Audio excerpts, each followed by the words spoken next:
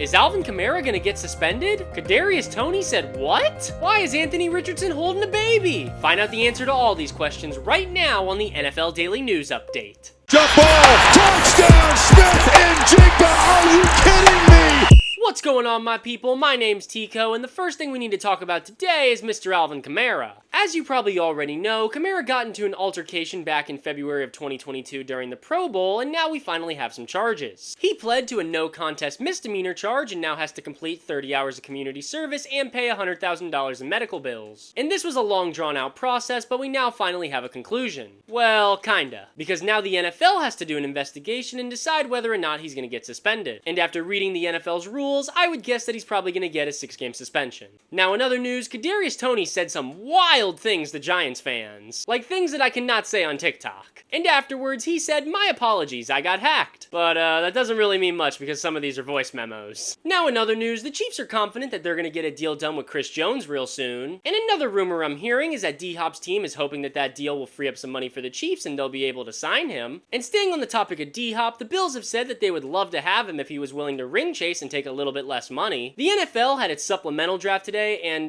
nobody got drafted. Ezekiel Elliott just settled $1 million lawsuit that involved a dog attack. Justin Jefferson was asked to rank his top 5 QBs in the league, and Kirk Cousins wasn't one of them. And I don't know why this is such big news. I mean, do you want Jay Jettas to sound delusional? Kirk Cousins ain't no top 5 QB. The Bears have been making a lot of calls and are trying to sign a new edge rusher before training camp. Anthony Richardson was asked to hold this Colts fan's baby. Kenny Pickett views George Pickens and himself as the new Big Ben and Antonio Brown. And Pickens says that the vibe around the Steelers organization this year is a lot better than it was last year. And finally, Joe Burrow was asked about the beef between the Chiefs and the Bengals, and he said we'll see him in December. If you want to stay up to date with daily NFL news, make sure you're following.